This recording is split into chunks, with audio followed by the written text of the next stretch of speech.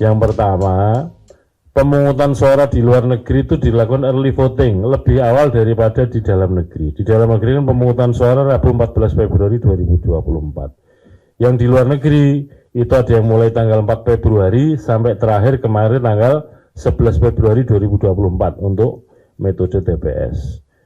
Nah, penghitungan suara, pemungutan suara di luar negeri, apapun metodenya, baik POS, KSK maupun TPS, penghitungan suaranya bersamaan dengan penghitungan suara pemilu di dalam negeri. Dengan demikian, kalau ada orang atau siapapun mempublikasikan ini hasil perolehan suara di Hong Kong, di Kuala Lumpur, di Sydney, di Jeddah misalkan ya, itu harus diabaikan karena penghitungan suaranya belum dimulai. Yang kedua soal survei. Metode survei ini sepanjang yang saya ketahui ya, teman-teman nanti kalau saya salah tolong dikoreksi, bisa dikonfirmasi pada yang ahli. Lembaga survei itu bisa dilakukan setidaknya dua metode. Yang pertama adalah quick count, yang kedua adalah exit poll. Quick count itu lembaga-lembaga survei itu, misalkan nih TPS kita kan 820.161. Nanti menggunakan metode statistik tertentu, ditentukan sampelnya yang dianggap bisa mewakili atau representatif itu berapa. Metodenya macam-macam. Setelah ditentukan TPS yang dijadikan sampel dan dianggap representatif, kemudian menugaskanlah orang-orang untuk di TPS-TPS itu. Nah kemudian kalau quick count itu yang digunakan apa? Hasil penghitungan di TPS yang dianggap sampel tadi, apakah suara calon presiden, apakah suara partai, itu diambil dari pengumumannya teman-teman KPPS.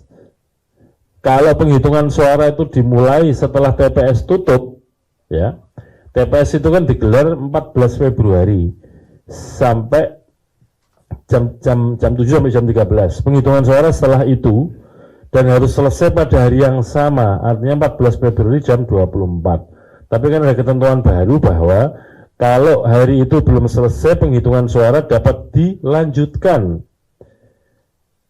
sampai dengan kapan? 12 jam berikutnya. Jadi maksimal penghitungan suara adalah selesai jam 12 pada hari Kamis tanggal 15 Februari 2024. Sehingga penghitungan suara, metode quick count ya, diambil dari hasil penghitungan suara di TPS-TPS, itu ya baru bisa diketahui, bisa jadi tanggal 14 mungkin malam-malam, atau 15 dini hari, baru bisa diketahui, karena hasilnya dari hasil TPS. Kalau exit poll, itu metodenya adalah ada orang setelah milih, ya, kemudian ditanya oleh periset itu, Mas itu milih apa? Itu milih nomor berapa, itu yang dicatat oleh periset dan kemudian disusun menjadi hasil prediksinya menurut exit poll. Itu kira-kira begitu ya. Nah yang kedua, kapan boleh publikasi? Undang-undang pemilu sudah mengatur. Ini sekali lagi bukan KPU yang ngatur dan bukan KPU yang melarang-larang. Ini yang mengatur dan melarang-larang adalah Undang-Undang Pemilu.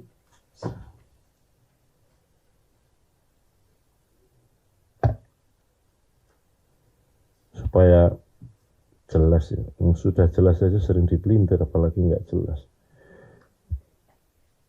Undang-Undang Pemilu nomor 7 2017 pasal 449. Saya bacakan ya. Ayat 2.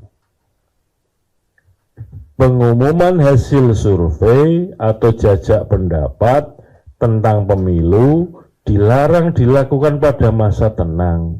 Nah, teman-teman bisa buat penilaian kemarin yang dipublikasikan atau disebarkan itu kapan, masa apa. Ayat 3. Pelaksana kegiatan penghitungan cepat hasil pemilu wajib mendaftarkan diri kepada PKPU paling lambat 30 hari sebelum hari pemungutan suara. Nah pertanyaannya, yang mau publikasikan kemarin itu lembaga yang terdaftar di KPU apa tidak? diterbitkan sertifikat oleh KPU atau tidak. Ini kan bisa dicek sama-sama. KPU kan sudah pernah merilis nama-nama, jumlah dan nama-nama lembaga survei ya. Nanti bisa dicek lagi di grup jurnalis. Bisa dicek apakah yang merilis hasil exit poll itu ada di situ atau tidak.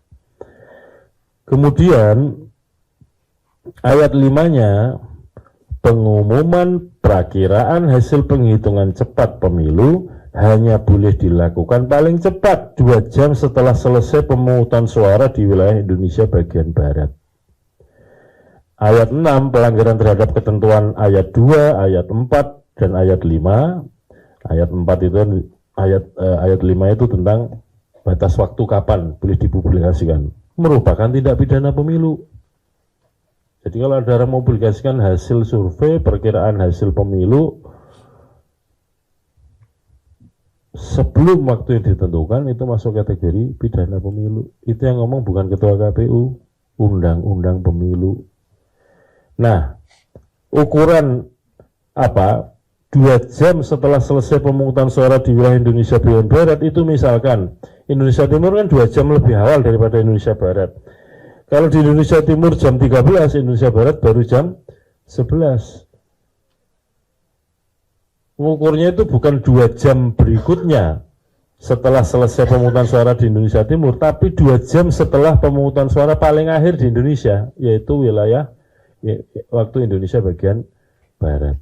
Nah pertanyaannya, exit poll kemarin yang konon kabarnya sudah dipublikasikan itu dilakukannya, publikasinya ya, coblosan di Indonesia sudah atau belum? Belum. Kira-kira begitu ya teman-teman sekalian. Terima kasih.